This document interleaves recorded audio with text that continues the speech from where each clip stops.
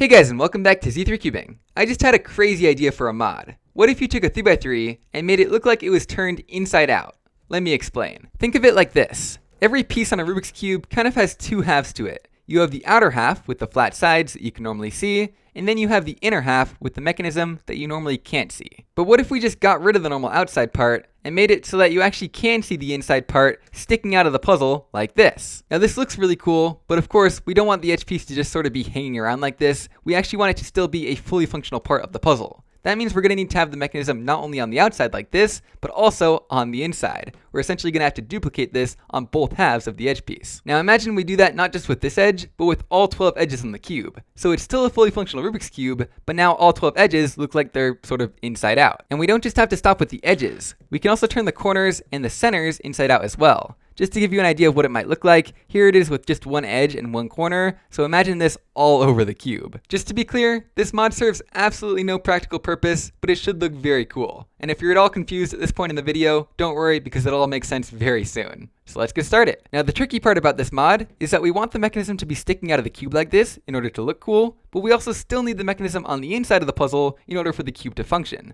So that means we're actually going to need two identical cubes so that we have two mechanisms to work with. Now the thing is, these two cubes aren't exactly identical. This is a Chi Warrior W that I bought, whereas this is a slightly older Chi cube that someone flipped around the color scheme on and gave to me. But the thing is, the pieces are pretty much identical. And the really nice thing about this cube is that the insides of the center pieces are actually colored. So you see the green one is green, the red one is red, etc. Whereas on most cubes, they're all just primary plastic. And so this will come into play later in the mod. So just to reiterate what we're doing, we're going to be taking matching pieces from each cube and basically merging them together so that we have a mechanism on both sides. So it's like this crazy two-headed edge piece. One of the mechanisms sticking into the cube, making sure that the puzzle still functions, and one of the mechanisms sticking out of the cube just to look cool. So how do we make this a reality? Well, I guess the easiest way is to cut both edge pieces in half and then glue them together. So let's try it.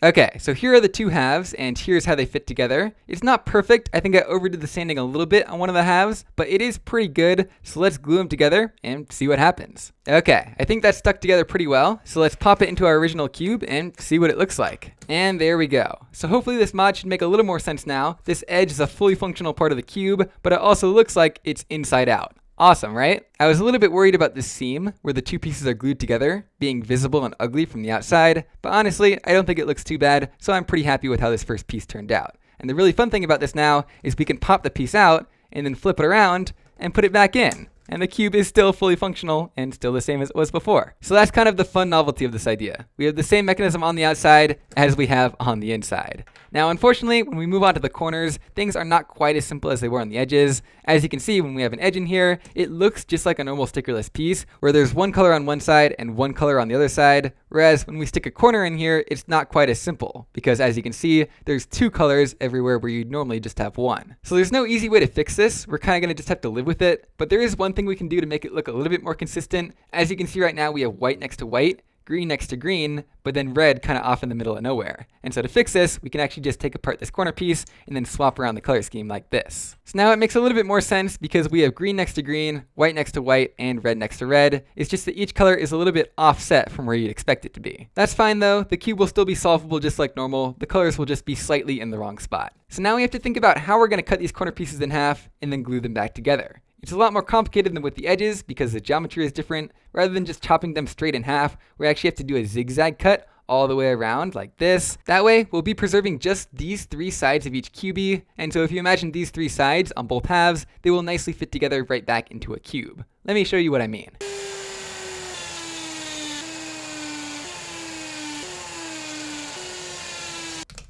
So here's both halves of the corner. I had to do some very careful sanding to make sure that they fit together perfectly, like that. And here's what I was talking about with the colors not quite lining up. As you can see, they do match, so we have red to red, white to white, and green with green. But of course, it has to be a little bit wonky because we have two colors here where there'd normally be just one. Anyway, let's go ahead and get out the super glue, glue them together, and see what happens. Ta-da! Now let's stick this into the cube and see what it looks like. Now unlike the edge piece, we do actually have to make sure that we put the right end into the puzzle, otherwise the color scheme will be incorrect. So here it is with one edge and one corner inside out. That is amazing. And I guess the plus side of doing this with a corner is if you have an identical cube, you can stick it in like this and make some fused cubes. Obviously, that is not the goal of this mod. We're going for totally impractical but cool looking. And so the one piece left that we haven't talked about is the centers. These are going to be a little bit tricky. If we go ahead and unscrew a centerpiece from the sacrificial puzzle, that'll give you an idea of what it'll look like for a centerpiece to be inside out. There we go. Obviously, I don't think we want it to be sticking that far out of the cube, so I'm definitely going to be cutting this down, possibly also cutting the existing centerpiece down. I think I might also be able to get it so that this piece fits onto the existing center as if it's a center cap, so kind of snapping on like this. But we'll have to wait and see if I'm clever enough to do that. Also, hopefully it's now obvious why we need the centerpieces to be the same color all the way down. So the green center needs to be all green because you're going to be seeing that color sticking out. But I think you guys understand how the mod works now, so let's just jump into the time lapse and modify all 26 pieces.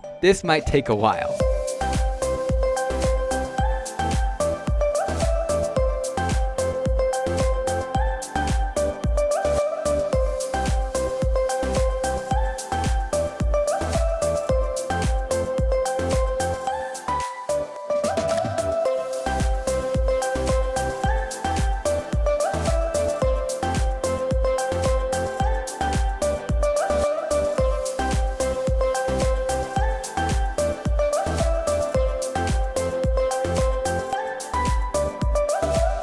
And here are the finished pieces of the inside out Rubik's Cube. As usual, that took way longer than I expected. I didn't film every single step, but it took something on the order of 5 hours. The edges and corners went exactly like I planned, and as you can see, I came up with a nice solution for the centerpieces, where they sort of snap on just like this. It's definitely not the nicest looking mod I've ever made, especially on these corners. It's very hard to get these gaps to line up just right and look nice, but I'm fairly happy with how it turned out. Oh, and also, my fingers feel like they're now entirely coated in super glue, so that's fun. Anyway, without further ado, let's go ahead and get this cube assembled.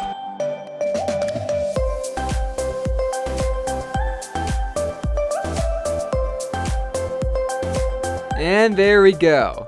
Oh my gosh. I knew this thing was going to look ridiculous, but I was not prepared for just how ridiculous it was going to be. I don't even know what to say. I love it. It's a masterpiece, a work of art. I just couldn't stop laughing as I put it together. Like, it's just so much funnier looking than I thought it would be. I guess one thing that really surprised me is how big it is from corner to corner. Because these corners stick out so much, it's like basically the size of a 9x9. It's not that bulky to hold in your hand, but it definitely sticks out a lot and takes up a lot of room. So I guess let's do some first turns on it.